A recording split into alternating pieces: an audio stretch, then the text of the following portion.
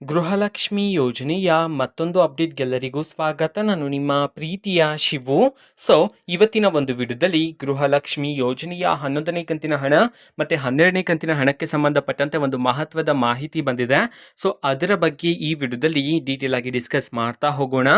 ವಿಡಿಯೋನ ಸ್ಟಾರ್ಟ್ ಮಾಡ್ತೀನಿ. ಅದಕ್ಕಿಂತ ಮೊದಲು ನೀವಿನ್ನೂ ನಮ್ಮ ಚಾನೆಲನ್ನು ಸಬ್ಸ್ಕ್ರೈಬ್ ಮಾಡದೇ ಇದ್ದರೆ ಈ ಕೂಡಲೇ ಸಬ್ಸ್ಕ್ರೈಬ್ ಮಾಡ್ಕೊಳ್ಳಿ ಮತ್ತು ಲೈಕ್ ಮಾಡಿ. ಈಗ ನಾವು ಮಾಹಿತಿಯನ್ನು ತಿಳ್ಕೊತಾ ಹೋಗೋಣ.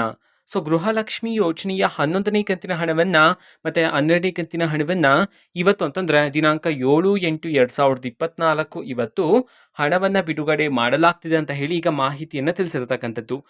ಯಾವ ಯಾವ ಜಿಲ್ಲೆಗಳಲ್ಲಿನ ಮಹಿಳೆಯರಿಗಾದರೆ ಇವತ್ತು ಗೃಹಲಕ್ಷ್ಮಿ ಯೋಜನೆಯ 12ನೇ ಕಂತಿನ ಹಣ ಮತ್ತು 11ನೇ ಕಂತಿನ ಹಣವನ್ನು ಒಟ್ಟಿಗೆ ಬಿಡುಗಡೆ ಮಾಡಲಾಗ್ತಿದೆ.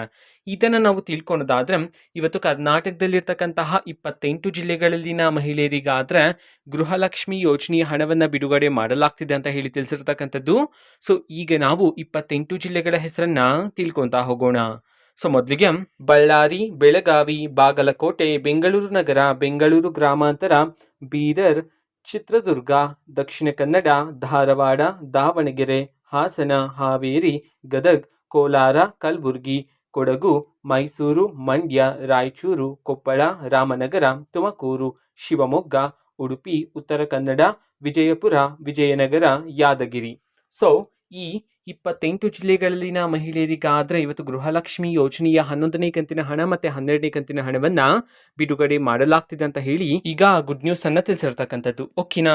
ಇದು ಇವತ್ತಿನ ಒಂದು ವಿಡಿಯೋ. ಇದೇ ರೀತಿ ಗೃಹಲಕ್ಷ್ಮಿ, ಅನ್ನಭಾಗ್ಯ, ಶಕ್ತಿ ಯೋಜನೆ, ಯುವ ನಿಧಿ, ಗೃಹ ಜ್ಯೋತಿ, ಕಾಂಗ್ರೆಸ್ನ ಎಲ್ಲ ಯೋಜನೆಗಳಿಗೆ ಸಂಬಂಧಪಟ್ಟಂತೆ ಇಂಪಾರ್ಟೆಂಟ್ ಅಪ್ಡೇಟ್ಗಳು ನಿಮಗೆ ಈ ಒಂದು ಚಾನೆಲಲ್ಲಿ ಇಮಿಡಿಯೇಟ್ಲಿ ಸಿಗ್ತಿರುತ್ತೆ. ಅದಕ್ಕೋಸ್ಕರ ನೀವಿನ್ನೂ ನಮ್ಮ ಚಾನೆಲನ್ನು ಸಬ್ಸ್ಕ್ರೈಬ್ ಮಾಡದೇ ಇದ್ದರೆ ಈ ಕೂಡಲೇ ಸಬ್ಸ್ಕ್ರೈಬ್ ಮಾಡ್ಕೊಳ್ಳಿ.